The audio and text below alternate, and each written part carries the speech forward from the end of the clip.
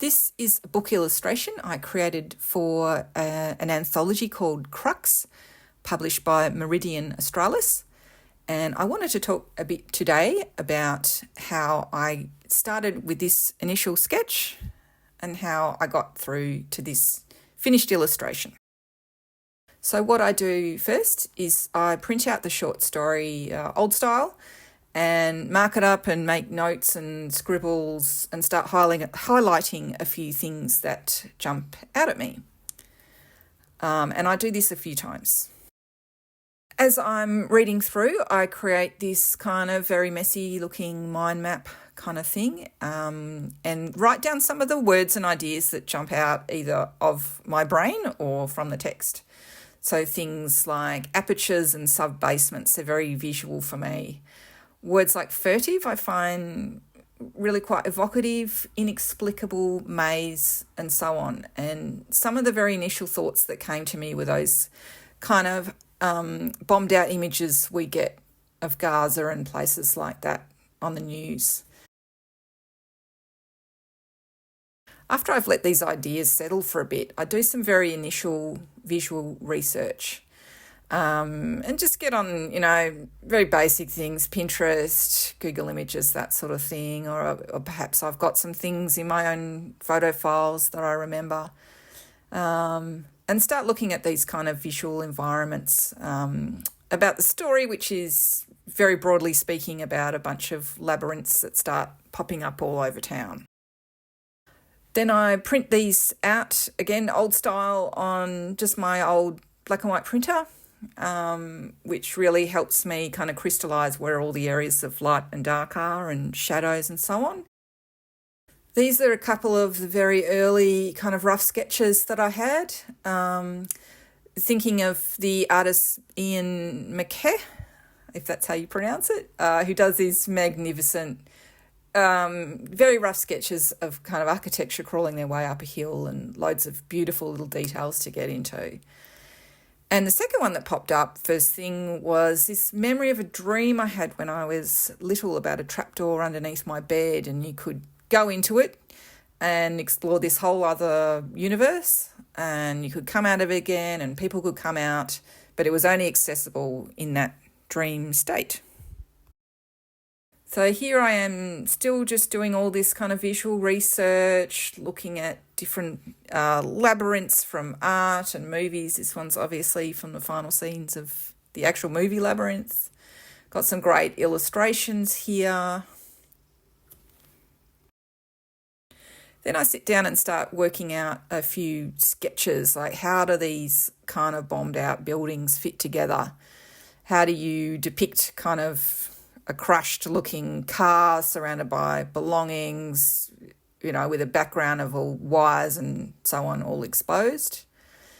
And then I was also tinkering about with this second idea and really, really liked this figure here, and sort of started thinking about what kind of story I could tell with that, with just using strong lighting and detail and that sort of thing.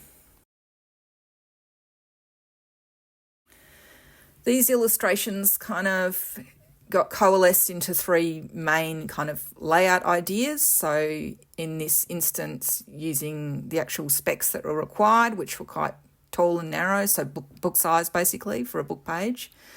The first one is this kind of air of danger with two teenagers clambering into some backlit kind of aperture with all this kind of rusting machinery and flooded pipes and so on around them. The next one is maybe pulling out a bit further with this decaying city, houses that have been kind of built by the inhabitants basically, with a little pocket of light. I love drawing this kind of stuff with gears and wires and rundown things.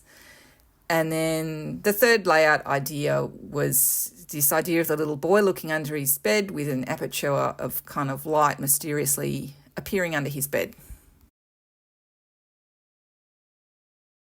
Next stage is I get my lovely model, my husband, to peer under the bed for me and start having a look at those kind of fabric folds, which at the time was something that I really wanted to draw and get into.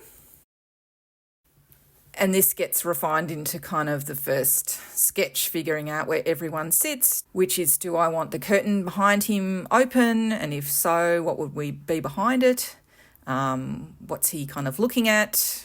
How can I, take this reference photo of my husband and turn it into kind of a 10-year-old boy? Then going back to this wartime concept I had earlier, getting a few more visual references of kind of these little toys that I wanted to put under his bed.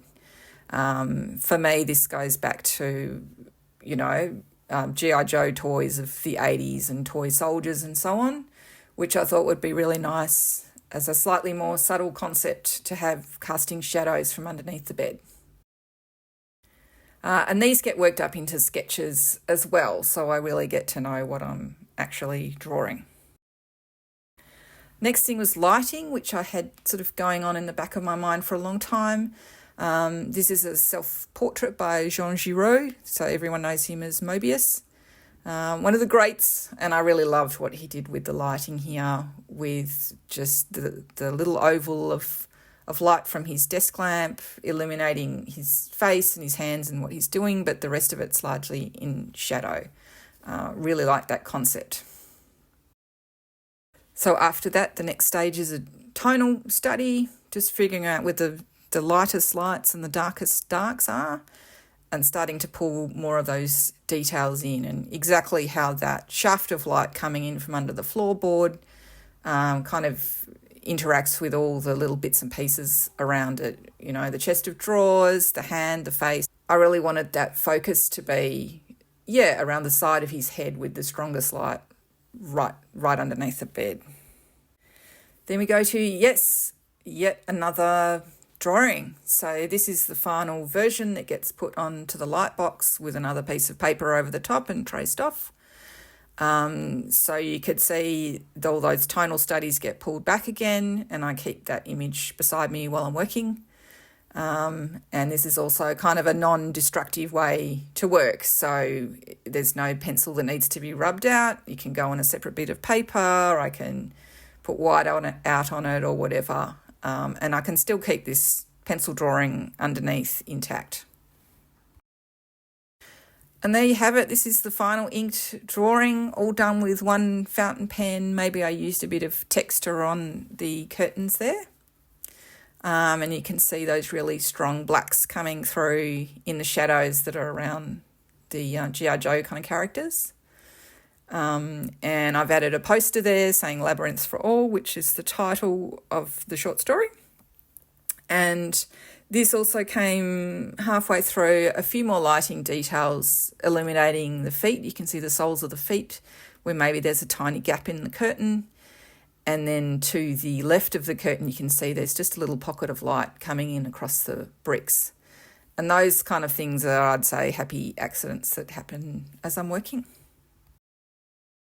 And here's the final version. And you can see this has got more intense blacks. Once it's scanned and stitched together in Photoshop, I can really intensify all the dark areas if I want and make those kind of texture strokes just a flat black. And this is all trimmed with bleed and ready to go to be submitted to the publisher.